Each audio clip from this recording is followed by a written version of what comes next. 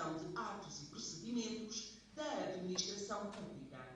Congrega medidas e ações abrangentes para orientar os atos e procedimentos praticados na administração central e local do Estado.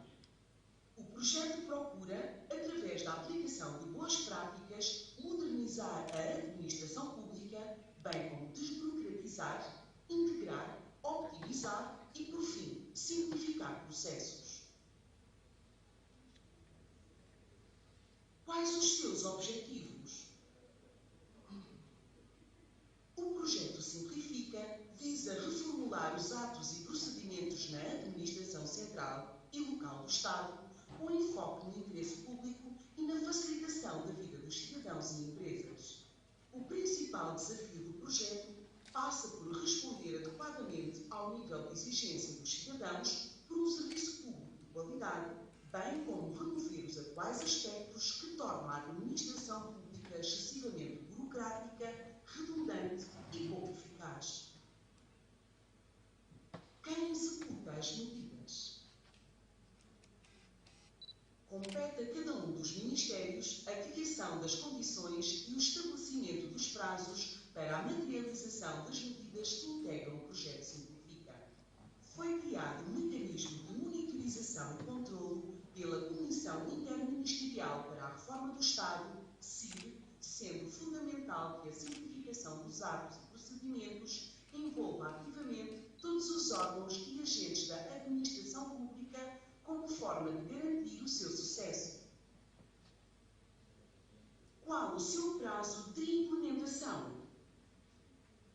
O projeto Simplifica requer atualização e modernização permanentes para fazer face aos desafios presentes e futuros.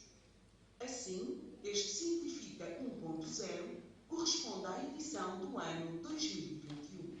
Perspectiva-se atualizar 1 a 2 vezes por ano, com mais medidas e com mais atos, sempre em função do grau de execução das medidas e dos atos da edição em vigor.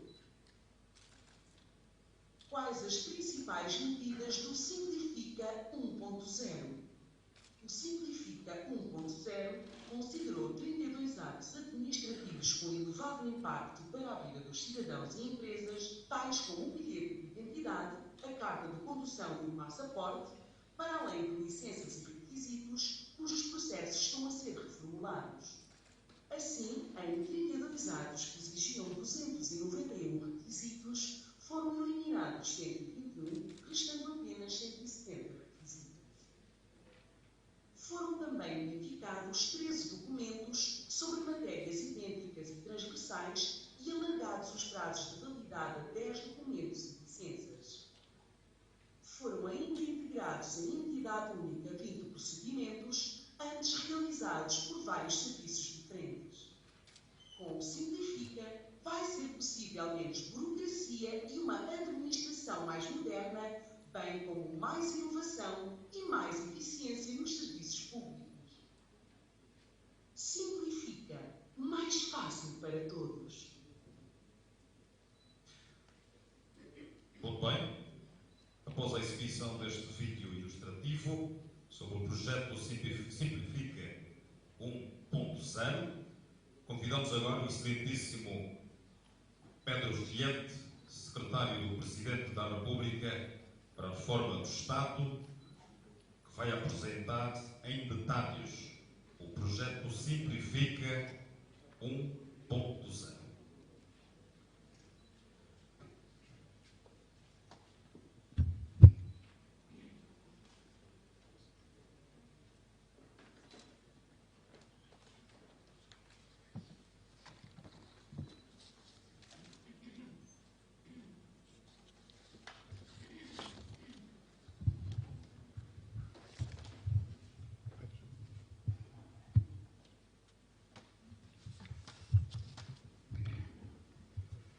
Muito obrigado. Excelência Ministro de Estado e Chefe da Casa Civil do Presidente da República, Excelência Ministra de Estado para a Área Social, distintos ministros, secretários de Estado, ilustres professores e membros da classe académica, membros da sociedade civil, minhas senhoras e meus senhores.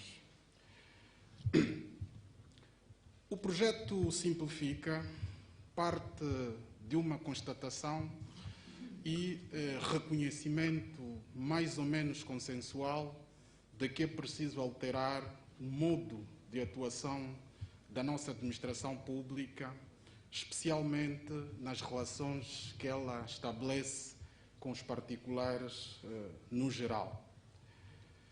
Como é sabido, o projeto Simplifica, para além de estar em consonância com o Plano de Desenvolvimento Nacional e com as linhas decorrentes do roteiro para a reforma do Estado, foi elaborado com base num inquérito aos cidadãos, realizado em outubro do ano passado, cujos resultados foram aqui ilustrados no vídeo que acabou de ser exibido.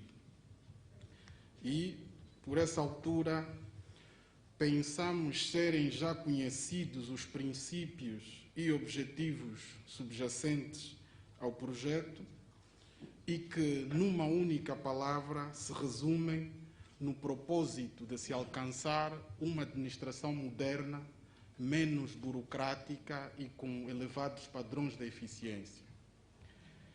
Feito este apontamento inicial, interessa-nos passar de imediato para a apresentação dos 32 atos e medidas concretas de simplificação decorrentes deste projeto.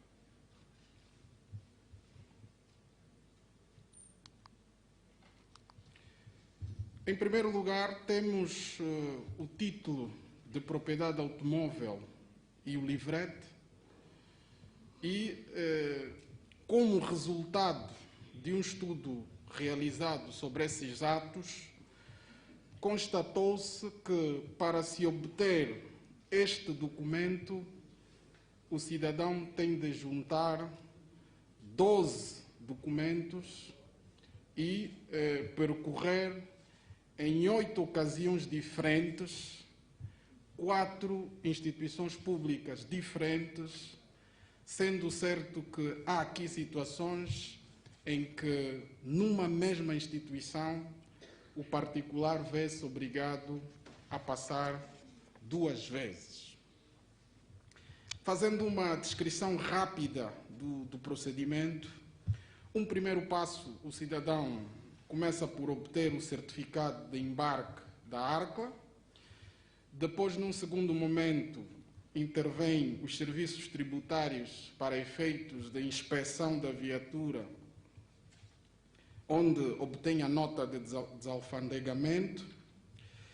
Em terceiro lugar, o cidadão efetua o pagamento do imposto correspondente. Em quarto lugar, o cidadão recorre à Direção de Trânsito e Segurança Rodoviária para inspeção da viatura para efeitos de emissão do número da matrícula. Em quinto lugar, o cidadão volta novamente a essa Direção de Trânsito e Segurança Rodoviária para inspeção para efeitos de emissão do livrete da viatura, onde recebe um verbete provisório. Em sexto lugar, o cidadão recorre novamente à Direção de Trânsito e Segurança Rodoviária para proceder ao levantamento do livrete. Depois, em sétimo lugar, o cidadão recorre a uma conservatória do registro de propriedade automóvel, onde dá entrada e recebe o recibo provisório de 240 dias. E, em oitavo lugar, o cidadão regressa novamente à conservatória do registro de propriedade automóvel para proceder ao levantamento do livrete. Bom, em face disso, a medida que foi aprovada no domínio desta matéria é a da unificação do livrete e o título de propriedade automóvel, o que significa que deixa de existir entre nós um livrete e um título de propriedade automóvel e passa a existir o certificado único de identificação do automóvel. E aqui ainda podemos ver uma segunda medida que passa pela integração dos 3 procedimentos inspectivos que hoje são realizados, nomeadamente o procedimento de inspeção dos serviços tributários, a inspeção para a obtenção do número de matrícula, a inspeção para a emissão do livrete, que passam, portanto, a comportar um único procedimento inspectivo. Tudo isto em homenagem ao princípio da integração e do contacto único que deve existir entre os serviços públicos e o cidadão.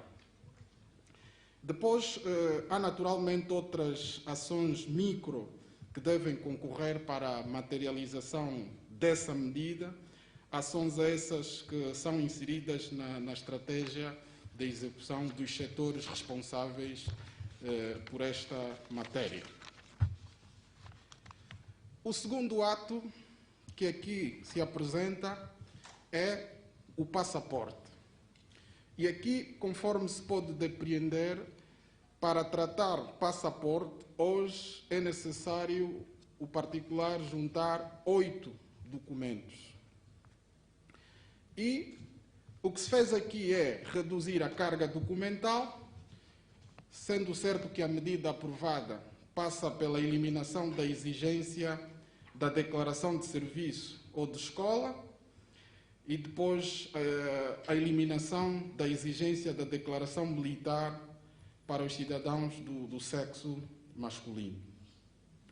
Depois há ainda a destacar uma medida que tem a ver com o alargamento do prazo de validade do passaporte, que passa a ser o seguinte: de 0 aos 29 anos, 10 anos, e de 30 em diante, 15 anos. Hoje, como sabemos, o prazo de validade do passaporte é de 5 anos, de 0 aos 29 anos, e 10 anos, de 30 anos em diante. Sendo certo que esta medida do alargamento do prazo vem concretizar o princípio da duração alargada ou ilimitada do prazo de validade dos documentos, medida esta prevista no Decreto Presidencial 189/20 de 23 de julho. E aqui interessa referenciar que esta medida prende-se também com a necessidade de se evitar que o cidadão, num curto espaço de tempo, volte a bater à porta da administração para tratar deste documento. Depois há ainda, em relação ao passaporte, o mecanismo da renovação, onde se elimina também aqui a exigência do passaporte original e da cópia do passaporte original, considerando que esses dados já se encontram em regra no sistema, bem como a eliminação da exigência da declaração policial em caso de extravio. No que respeita ao passaporte diplomático, portanto, a medida de destaque aqui é o alargamento do prazo para 5 anos, ao contrário dos 3 atuais. O mesmo se diga em relação ao passaporte de serviço, em que também alarga-se aqui o prazo de validade de 5 anos, elimina-se a exigência da declaração policial em caso de extravio, e sendo certo que estes 5 anos que agora é o prazo de validade deste documento, é uma solução que procura, de resto, racionalizar os custos do serviço público de emissão do passaporte.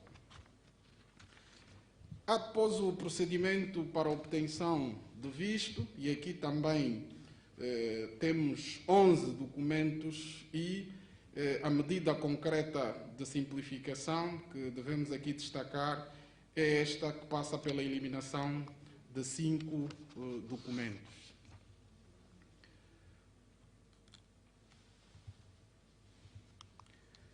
o mesmo se diga em relação ao procedimento para obtenção de visto de menores de idade e vistos do turismo.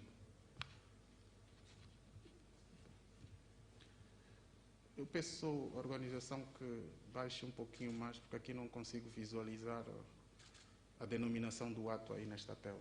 Não sei se é possível.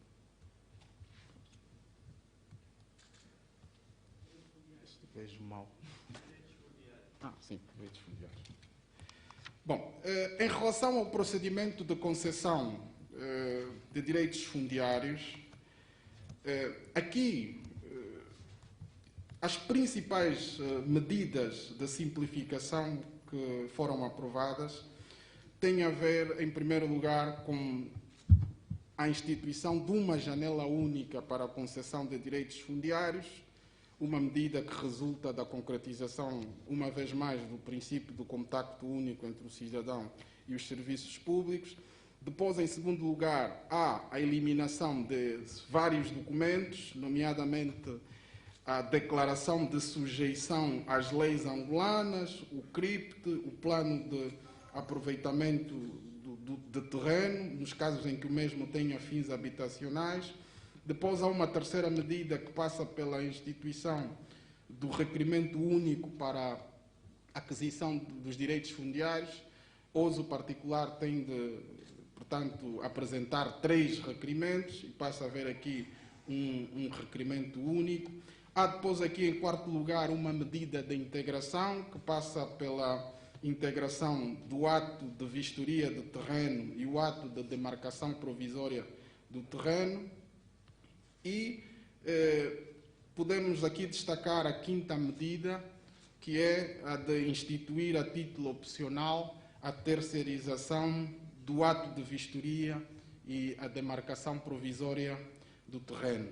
Sendo certo que a introdução do setor privado no domínio dessa matéria é no sentido de colmatar algum déficit de quadros técnicos especializados que, nas mais das vezes, a administração local não dispõe para realizar essa tarefa, daí a morosidade do processo de concessão fundiária.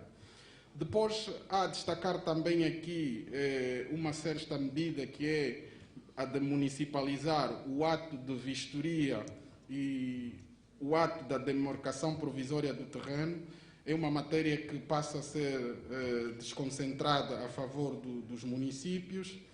E, por fim, apresenta-se aqui como medida específica a de instituir um mecanismo de remessa oficiosa do título de concessão fundiária à conservatória para efeitos do registro predial. Isto é um ato que hoje o particular por si recorre, portanto, promove, mas com esta medida concreta de simplificação, o processo é remetido diretamente e oficiosamente à conservatória para efeitos de registro predial. Depois nós temos também aqui o ato certidão de registro predial de imóvel edificado, onde são aprovadas também várias medidas concretas de simplificação relativas à eliminação da exigência de certos documentos, os documentos que aqui aparecem, e também algumas medidas de unificação.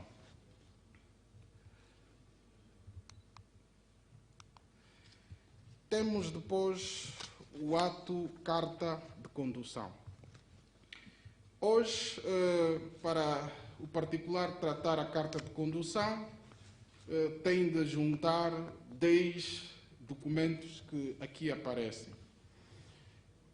Depois, em face disso, o que se procedeu é, em primeiro lugar, a eliminação da exigência do certificado de registro criminal, por um lado, e, por outro, a eliminação da exigência da declaração militar. Depois, interessa aqui destacar o alargamento do prazo de validade da Carta de Condução, que passa a ser o seguinte: de 18 a 64 anos, 15 anos. e de 65 anos em diante, 5 anos. Hoje, como sabemos, o prazo de validade da carta de condução são 10 anos de 18 a 34 anos, 5 anos de 35 anos a 55 anos e 5 anos de 56 anos em diante. Sendo certo que aqui o alargamento do prazo de validade da carta de condução é uma medida para evitar que o cidadão, num curto espaço de tempo, volte novamente aos serviços públicos para, portanto, tratar este documento.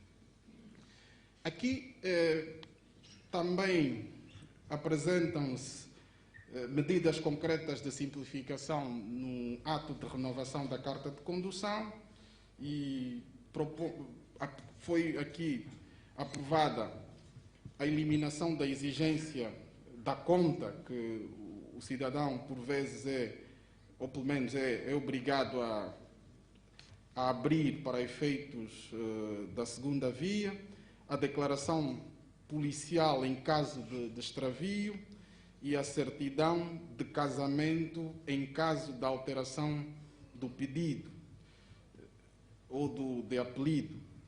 Sendo certo que aqui a ideia é que o BI deve continuar a ser a fonte para a disponibilização em primeira mão desse dado que tem a ver com a alteração do estado civil do particular. Depois temos então o bilhete de identidade.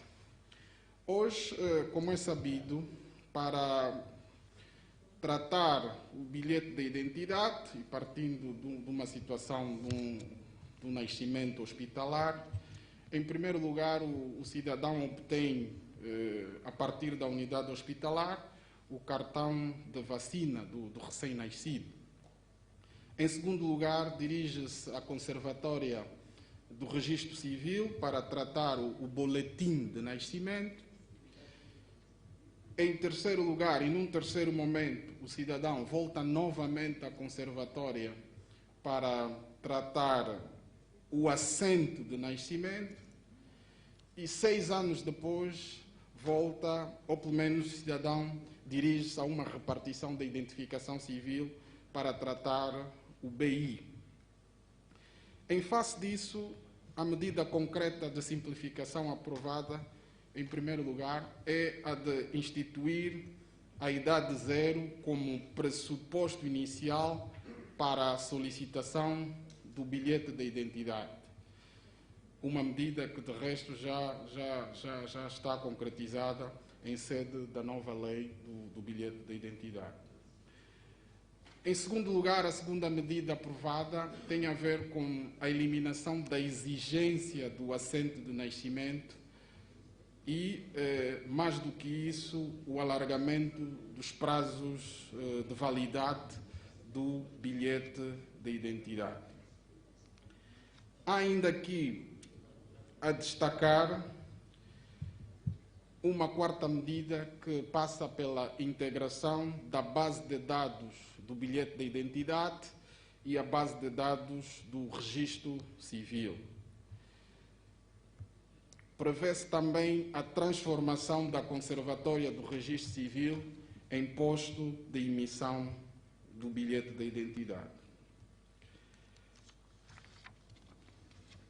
Depois temos o assento do nascimento e aqui a única medida aprovada é a de descontinuar a emissão física do assento de nascimento. Ou seja, o assento de nascimento continua a existir, mas, portanto, não é emitido fisicamente e para ser um pressuposto para a solicitação da emissão do bilhete de identidade. Temos depois um outro ato que é a licença para a transladação interna de cadáver. Aqui, do estudo efetuado, resulta que o cidadão tem de juntar 10 documentos e percorrer em várias instituições para ter esta licença para a transladação interna de cadáver de uma província para outra. E é de facto um ato que tem, no entanto, causado um constrangimento um constrangimento assinalável à vida do cidadão. E em face disso, foram aprovadas várias medidas. A primeira delas passa por eliminar aqui vários documentos e com destaque para a eliminação do documento policial de transporte de cadáver, considerando que este alvará é emitido pelo governo provincial e, por este facto, a dispensa deste documento policial de transporte do cadáver. Sendo certo que o governo provincial, no quadro da emissão dessa licença, pode naturalmente, através do mecanismo da intercomunicação, interagir com os serviços da polícia para efeitos do tratamento deste dado. Havia também duas declarações que eram exigidas ao cidadão, nomeadamente a declaração da saúde e a informação da saúde. E a medida que foi aqui aprovada é no sentido de unificar estas duas declarações. Há ainda que unificar por se tratarem de documentos que incidem sobre a mesma natureza. Há ainda aqui a destacar a desconcentração dessa competência para a emissão do alvará de transladação aos municípios, considerando que hoje é um ato praticado apenas pelo governo provincial. Depois temos aqui então a licença para o exercício da atividade farmacêutica e aqui, como podemos ver, são vários documentos, reduziu-se a carga documental, eram inicialmente 15 documentos, eliminou-se 8 documentos e destaque-se aqui a eliminação da exigência do pressuposto 500 metros para a instalação de uma farmácia, portanto, esta exigência, portanto, é eliminada, e o alargamento do prazo de validade desta licença para o exercício da atividade farmacêutica para 5 anos. Recorde-se que, atualmente, esta licença tem o prazo de validade de 1 ano. Aqui também podemos ver as medidas concretas de simplificação para a renovação desta licença. E depois temos o recenseamento militar. Aqui a medida aprovada é a de descontinuar o ato de inscrição presencial dos cidadãos maiores junto das administrações municipais. Ou seja, deixa de existir o talão de recenseamento militar e a ideia é que o recenseamento militar passe a ser oficioso, mediante a uma intercomunicação entre a base de dados dos cidadãos maiores e a base de dados do recenseamento militar. Depois nós temos então aqui a declaração militar para efeitos de deslocação ao estrangeiro. É uma declaração que é exigida aos particulares, aos cidadãos do sexo masculino, dos 18 aos 30 anos, e que condiciona, portanto, a viagem ou a deslocação para o estrangeiro. A medida que aqui se aprovou é a de eliminar essa declaração para efeitos de deslocação ao exterior do país, partindo do pressuposto de que os motivos subjacentes à exigência desse documento consideram-se, no atual contexto, ultrapassados. Depois temos o tema do registro criminal. Aqui, a medida aprovada é a de descontinuar a emissão física do certificado de registro criminal para efeitos da apresentação na administração pública. Ou seja, o registro criminal deixa de ser uma exigência se, por exemplo, um departamento ministerial abrir um concurso público ou outras situações similares, sendo certo que ele continua a existir quando se trata de privados. Ou seja,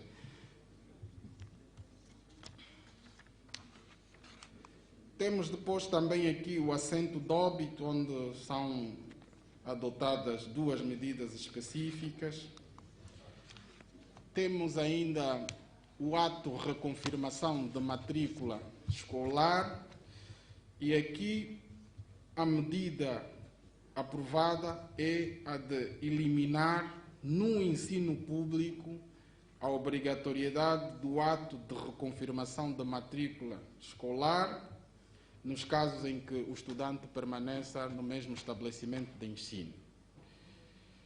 E aqui a ideia é inverter a regra, evitando que todos os anos se chamem os encarregados da educação para apresentar os mesmos documentos, muitas vezes já apresentados nos anos anteriores.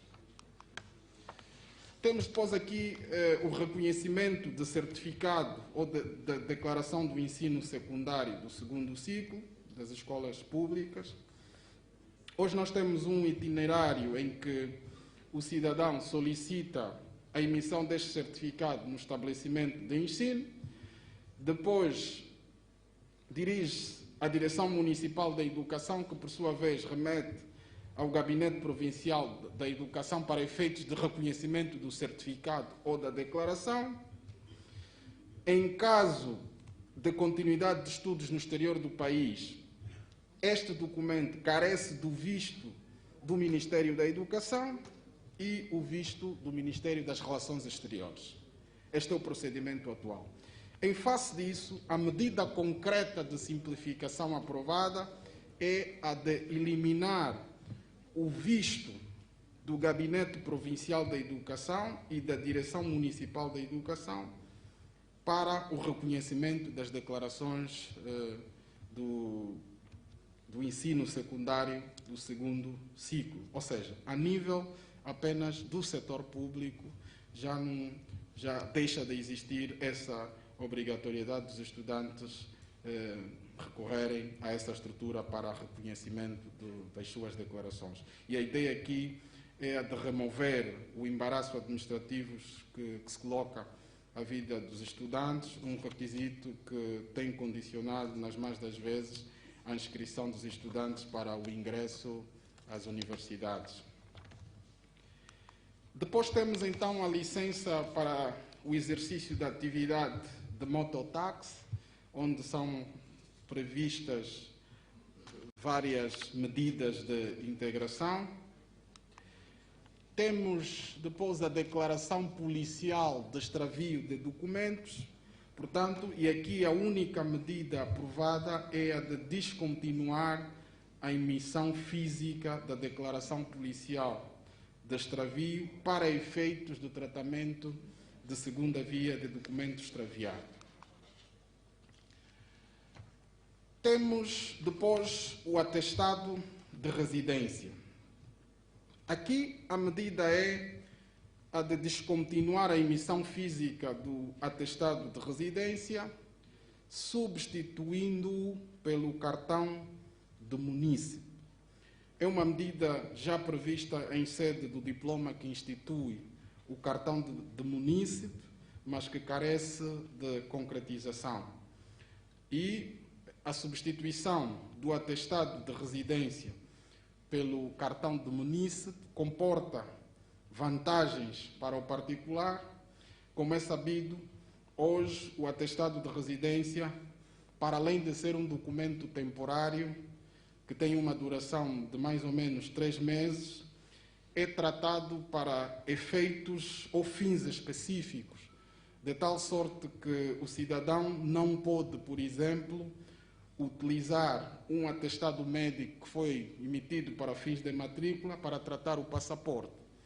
E com o cartão do munícipe, sendo um documento permanente, alterável apenas nos casos em que o cidadão mudar de residência, pode-se aqui depreender a vantagem desta substituição do atestado de residência pelo cartão de munícipe, porque do ponto de vista de vantagens para o cidadão, poupa esforço, no sentido de não se deslocar sistematicamente à administração quando precisa deste documento, ganha tempo e poupa, naturalmente, recursos.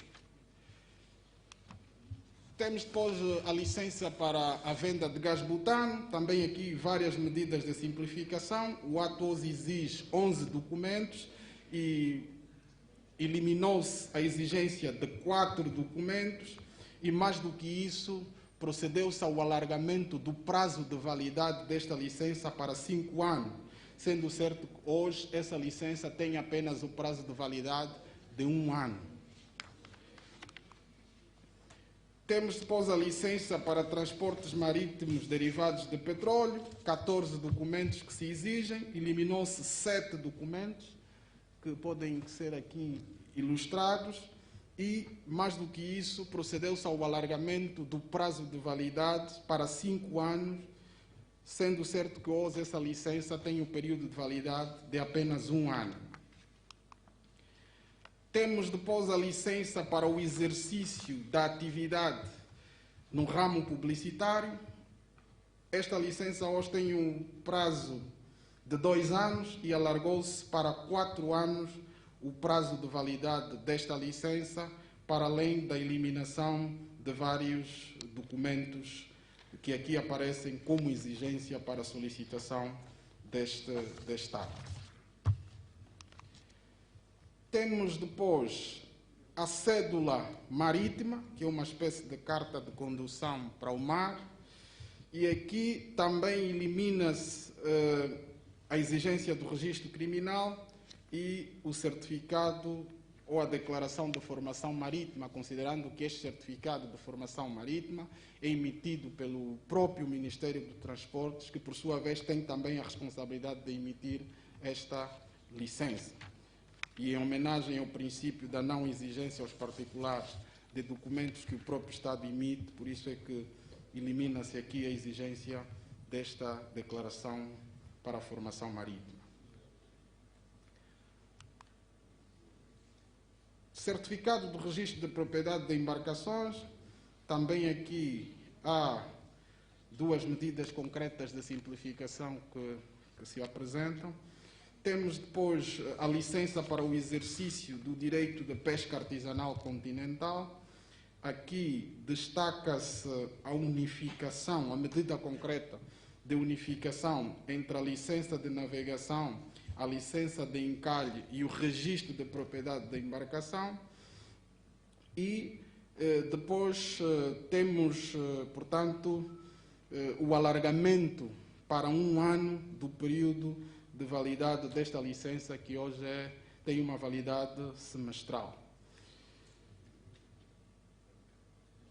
Propõe-se este alargamento do prazo de 1 ano, e aqui interessa uma explicação. Hoje referimos que essa licença tem o prazo semestral, 6 meses de validade. Depois, e aqui a proposta é no sentido de alargar para 1 ano, sendo um prazo razoável, considerando que a necessidade que o setor das pescas ainda tem de controlar os níveis de captura do pescado. Essa é uma matéria muito específica, por isso é que não se apresenta já aqui um prazo de 5 anos, porque há esta necessidade do setor. Depois temos aqui a licença para o exercício da pesca artesanal, que no essencial são as mesmas medidas que foram aqui adotadas. Queríamos aqui destacar apenas a unificação da licença de navegação e a licença de encalhe. Hoje o particular recorre ao Ministério da Agricultura e Pescas, primeiro para tratar uma licença de navegação e depois recorre novamente ao Ministério para tratar uma licença de encalhe, que é uma espécie de licença de estacionamento da embarcação. E aqui a medida concreta de simplificação aprovada é no sentido de se unificar essas 2 licenças para evitar o constrangimento que o particular muitas vezes tem de se deslocar reiteradas vezes a essa estrutura para solicitar este documento. Há depois aqui também o procedimento de embarcação de pesca artesanal e semi-industrial, onde também foram aprovadas várias medidas aqui ilustradas. Licença para a gestão de resíduos. Aqui a medida concreta de simplificação é no sentido da eliminação de 5 documentos contra os 14 atuais. Temos depois o registro das organizações da sociedade civil, onde também se propõe a eliminação de 3 documentos específicos aqui previstos. Temos ainda a autorização de nova ligação em baixa tensão, onde também onde foi aprovado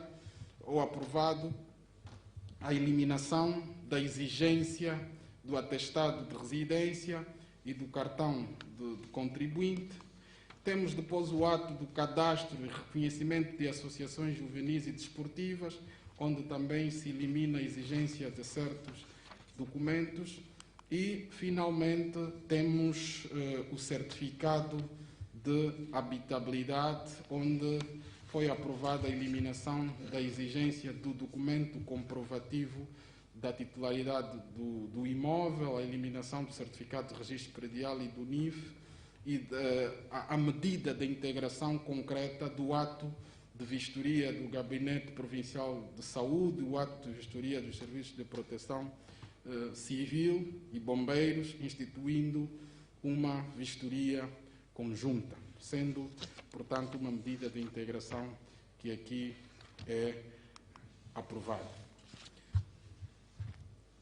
Muito obrigado.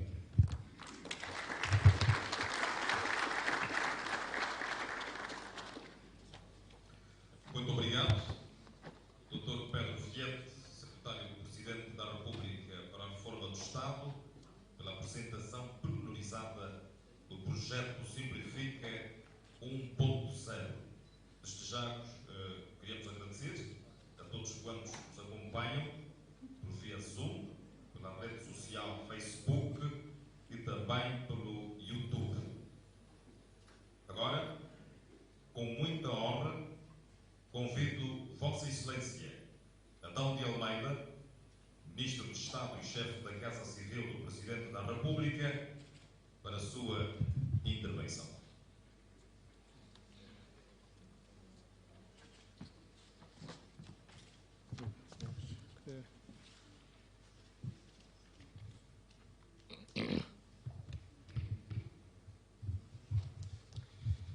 Excelência Ministra de Estado para a área social, honorandos juízes, conselheiros, tribunais superiores aqui presentes, distintos ministros, caros secretários de Estado, caros secretários do Presidente da República, distintos participantes, convidados, minhas senhoras e meus senhores. A importância da agenda diplomática em prol da paz no nosso continente não permite que Sua Excelência João Manuel Gonçalves Lourenço, Presidente da República, esteja conosco nesta sessão. Fui incumbido de o representar e de proferir algumas palavras nesta ocasião, o que muito me honra. Comecei a construir as ideias sobre o que diria, e eu terei algumas vezes a perspectiva de abordagem. Decidi, por fim, propor-vos uma reflexão conjunta sobre nós, sobre o nosso Estado, sobre a nossa relação com o Estado, enfim, sobre para que serve o nosso Estado. Sugiro que o nosso refletir conjunto comece com alguns porquês. Porquê é que alguns de nós, talvez não sejamos poucos, têm uma relação pouco aprazível com a administração pública no que respeita à busca por serviços públicos? Porquê é que muitos, talvez não poucos, preferem ir a um banco ou a uma instituição privada do que ir à busca de um serviço público? Porquê é que muitas vezes, talvez não poucas, sentimos que certos serviços públicos são lentos, excessivamente burocráticos, complicados e ineficientes? Porque é que alguns de nós espero que poucos, para ir a um serviço público têm antes de contactar um parente, um conhecido, enfim, para garantir que terão um atendimento pronto e célere. Porque é que, por vezes, infelizmente mais do que o necessário, para um documento o cidadão precisa de passar por 2, 3, por vezes mais instituições públicas? Por que é que certos documentos e licenças têm prazo de validade? Ou têm prazo excessivamente curto, fazendo com que o cidadão tenha de voltar à administração pública para em pouco tempo demandar o mesmo serviço? Por que é que a administração pública solicita ao cidadão, não poucas vezes, documentos e informações que ela própria emite e dispõe? Por que é que alguns cidadãos preferem exercer uma atividade à margem da lei ou pela via informal, ao invés de obter as competentes autorizações e licenças da administração pública? A lista podia continuar, mas creio que a apresentada é suficiente para estimular a nossa reflexão conjunta. Mais do que perguntas, esses porquês carregam inquietações do nosso cotidiano com a administração pública. Suscitam respostas diferentes e recomendam ação urgente.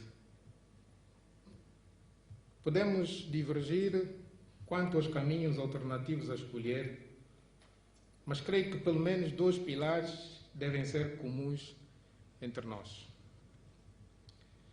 O primeiro pilar é a recusa da resposta "é assim porque sempre fizemos assim", ou porque sempre foi assim.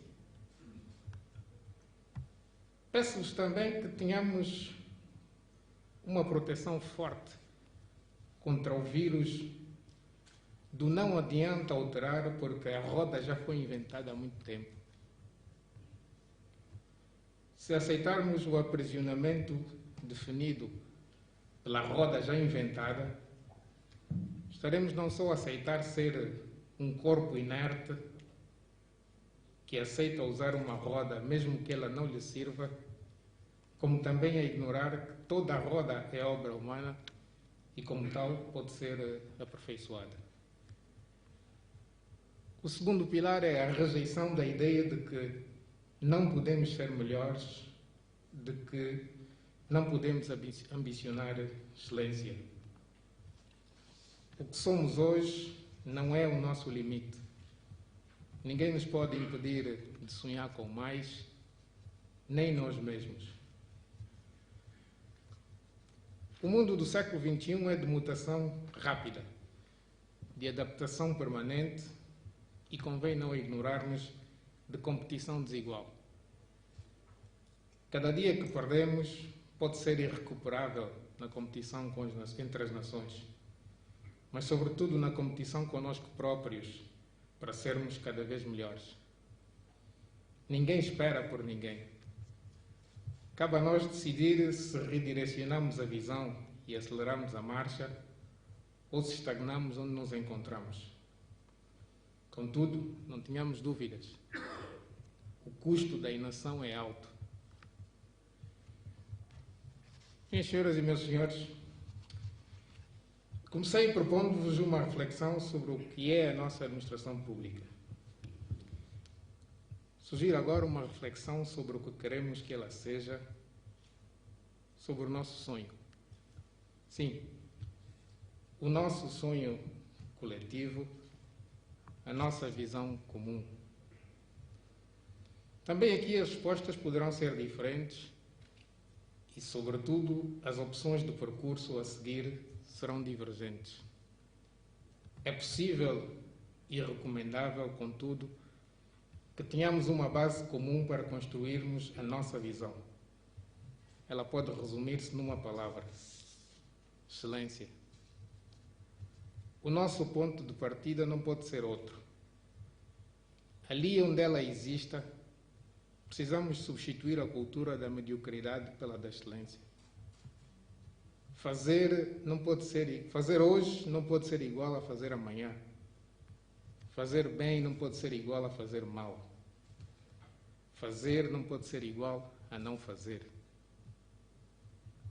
Caros presentes, contrariamente ao que a análise a priorística nos pode levar a crer, prestar serviço público de qualidade é mais barato do que prestá-lo sem qualidade.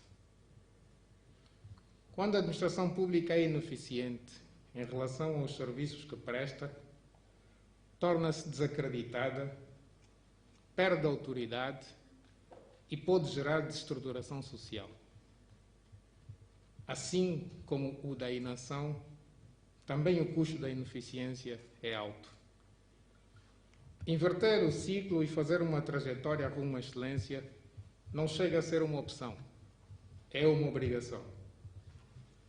Buscar a excelência na prestação de serviço público é difícil, leva tempo e exige muito trabalho.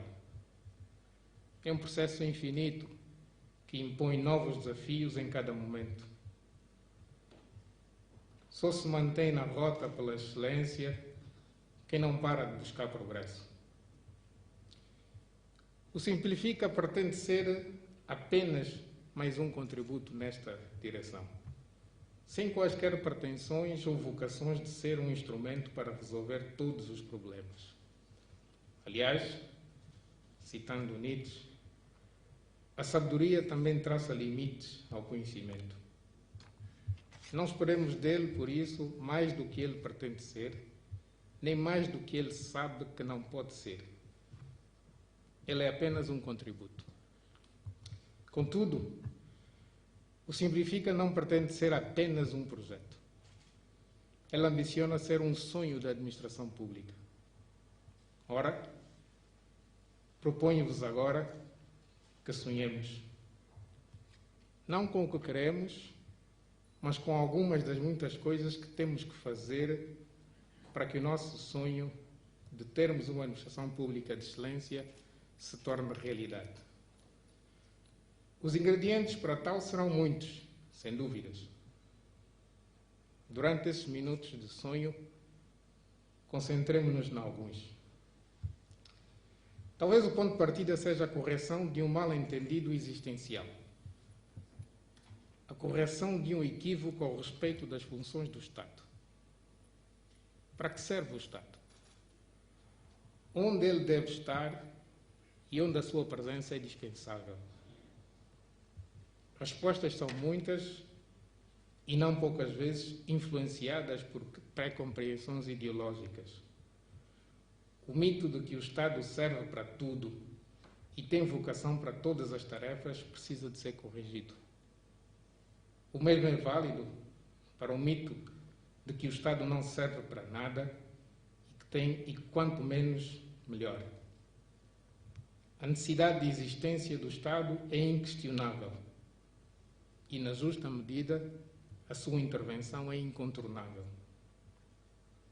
Porém, quando o Estado se propõe fazer mais do que é necessário ou mais do que é capaz, abre espaço para a ineficiência. Para simplificar, o Estado tem que deixar de fazer o que não é necessário e concentrar-se para fazer bem o que é essencial. Quando, por exemplo, o Estado determina a obrigatoriedade de renovar licenças ou documentos desnecessários, convoca os cidadãos para a administração pública desnecessariamente. Provoca desperdício de tempo e de recursos a ambos e diminui a capacidade da administração pública a fazer o que realmente é necessário. Deste modo, o Simplifica preconiza um caminho com vista à eliminação faseada e irresponsável do que é dispensável e o alargamento do prazo de validade de várias licenças e documentos. Com isso, diminuímos substancialmente as vezes em que o cidadão tem de se dirigir à administração pública e aumentamos o potencial de os serviços necessários serem prestados com melhor qualidade. O segundo aspecto do nosso sonho, sobre o que vos proponho refletir, é uma cultura administrativa que precisa de ser superada com urgência. A nossa administração pública é departamentalizada. Se é útil para efeitos de organização, já é questionável para efeitos de definição do modo do agir público. A departamentalização da ação administrativa gera confusão, reduz eficiência, duplica a intervenção pública e complica a vida do cidadão. Salvaguardadas as devidas exceções, se para um mesmo fim o cidadão tem de passar por várias instituições públicas, significa que alguma coisa não está bem. Para superarmos essa cultura administrativa, precisamos de assumir dois princípios. Em primeiro lugar, a administração pública é uma e única. Deve comportar-se como tal quando presta serviço ao cidadão. Em segundo lugar, para o cidadão é irrelevante se o serviço é prestado pelo departamento A ou pelo departamento B. O que o cidadão precisa é tão somente que o serviço seja prestado com qualidade. Neste particular, o Simplifica propõe um caminho com vista à integração de processos e procedimentos entre os vários serviços públicos, sempre que possível e recomendável. Sem ignorar a organização do Estado e a repartição de competências entre as diferentes estruturas administrativas, podemos construir cada vez mais soluções que promovam a integração entre os diferentes serviços. Os cidadãos e as empresas sairão a ganhar e, por consequência, também sairá o Estado. De resto, já há bons exemplos da nossa administração pública que nos mostram que é um sonho ao nosso alcance. Podemos incluir também no nosso sonho uma melhor relação entre o cidadão e a administração pública, que, mais do que um pacto social, seja uma verdadeira parceria social. Se é verdade que sem cidadão não há Estado, não é menos verdade que é impensável a convivência social sem o Estado. O Estado existe para o cidadão e este precisa do Estado. Ambos têm direitos e obrigações. Perceber isso é o ponto de partida para uma melhor relação, a qual deve assentar na confiança mútua e no reconhecimento e respeito pela autoridade do Estado.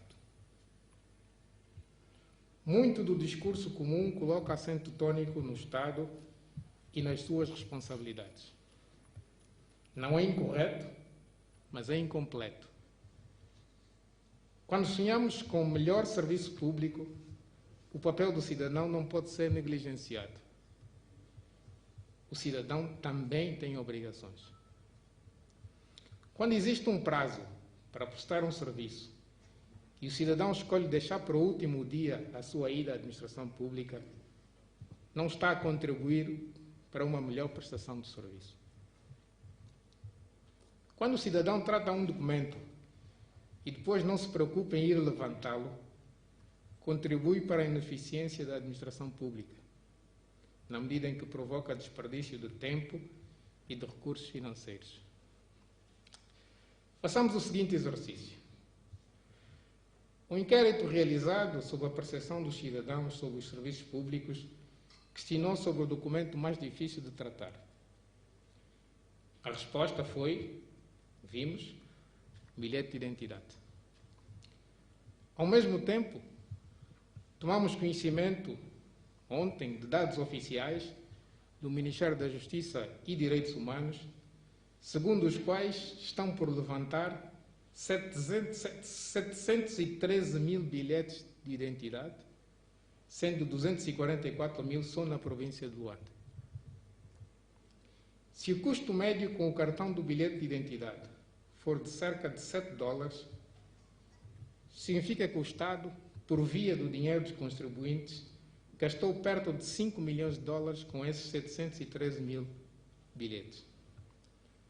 Por outro lado, se o sistema atender em média 10 mil cidadãos por dia, significa que esses 713 mil cidadãos que não foram levantar os seus bilhetes de identidade provocaram um desperdício de cerca de 70 dias de trabalho da administração pública. Os dados apresentados não nos permitem tirar conclusão diferente. A melhoria na prestação dos serviços públicos não depende apenas do Estado, mas também do cidadão que demanda o serviço. Fazer com que cada cidadão perceba isso é tarefa de todos nós. Distintos convidados, minhas senhoras e meus senhores, no mundo de hoje, com uma cada vez maior demanda de serviços públicos, aliada à necessidade de serem prestados com cada vez mais celeridade e de modo cada vez mais próximo, temos que ambicionar uma mais rápida e efetiva transição digital. A administração pública do papel e da presença física é coisa do passado e não tem retorno.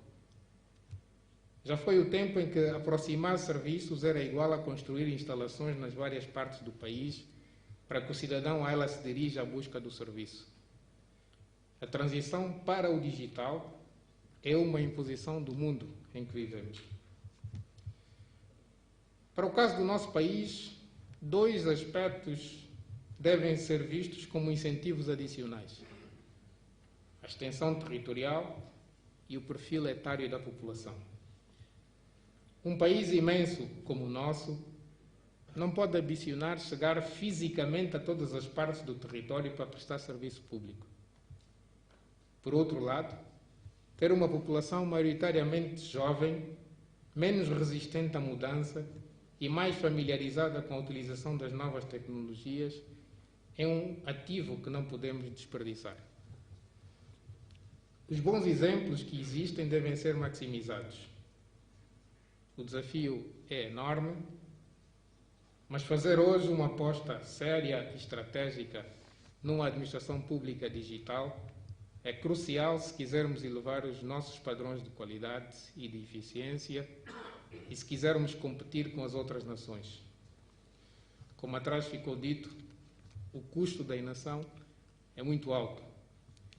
Grandes desafios fazem grandes nações. O nosso desejo é que o Instituto para a Modernização Administrativa, recentemente criado, seja um elemento importante e catalisador para uma cada vez maior digitalização no agir da nossa administração pública, assegurando, contudo, que a eventual exclusão digital não seja uma barreira para o acesso aos serviços públicos por parte de vários cidadãos.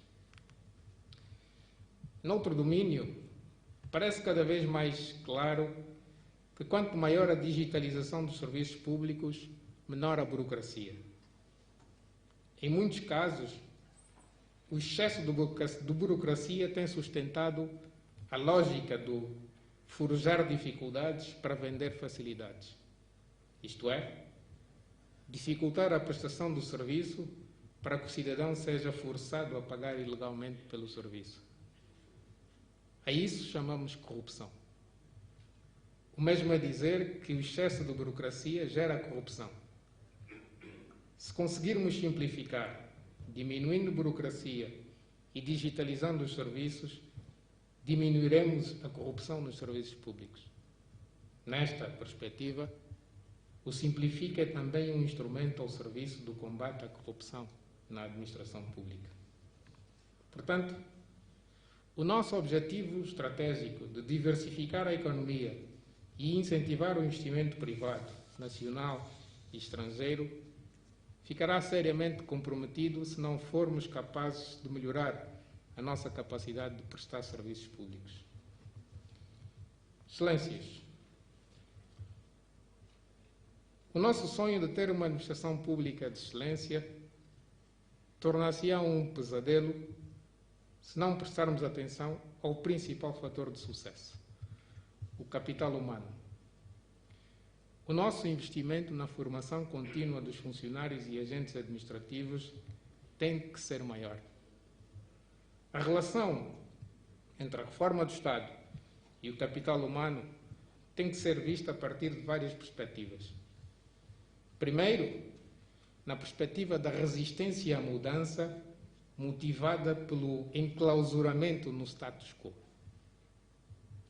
Haverá os que resistirão à mudança porque preferem manter-se na zona de conforto. Os exemplos de reforma bem-sucedidas, como é o caso da reforma tributária que deu lugar ao surgimento da Administração Geral Tributária, permitem-nos acreditar que é possível vencer a resistência à mudança. A segunda perspectiva é de intervenção, incide sobre os céticos. Não há reforma sem haver quem acha de antemão que vai dar errado. Por isso, para fazermos reformas bem-sucedidas, precisamos que a nossa visão seja clara, que o nosso foco seja inabalável e que a nossa persistência seja teimosa. Requer ousadia para inovar e capacidade de adaptação permanente para corrigir. Para resistir às intempéries que lhe esperam, o Simplifica precisa de adaptação permanente. Temos de estar todos convictos de que não acertaremos em todas as medidas logo à primeira tentativa. Sempre que tal acontecer, a nossa postura só pode ser uma: aprender, adaptar, continuar a marcha. Ainda ao respeito do capital humano, o Simplifica pretende também ser uma reforma mental. Só assim conseguirá ser não apenas um projeto, mas uma visão de um objetivo que se busca permanentemente, intencionalmente inalcançável e suficientemente estimulante para que seja infinito. Por isso, este é o Simplifica 1.0, para que depois venha o 2.0, o 3.0 e assim sucessivamente, num exercício constante de busca pela excelência. E este é o final do sonho. Já acordados, resta-me dizer que, se com as notas que apresentei tiver conseguido fazer-vos refletir sobre em alguns instantes, terei alcançado o meu objetivo. Que a reflexão nos traga a iluminação de que precisamos. Que a luz nos inspire para a ação. Que a ação nos traga o resultado e que o resultado nos faça feliz ao cidadão e ao Estado. Talvez tenha já falado demais para uma sessão cujo mote é Simplifica. Portanto, é hora de terminar. Proponho-vos uma reflexão final sobre o Simplifica a partir de uma frase de Leonardo da Vinci. A simplicidade é o último grau da sofisticação. Agradeço a todas as instituições e quadros que se empenharam para que chegássemos até aqui. Obrigado por sonharmos juntos. Obrigado.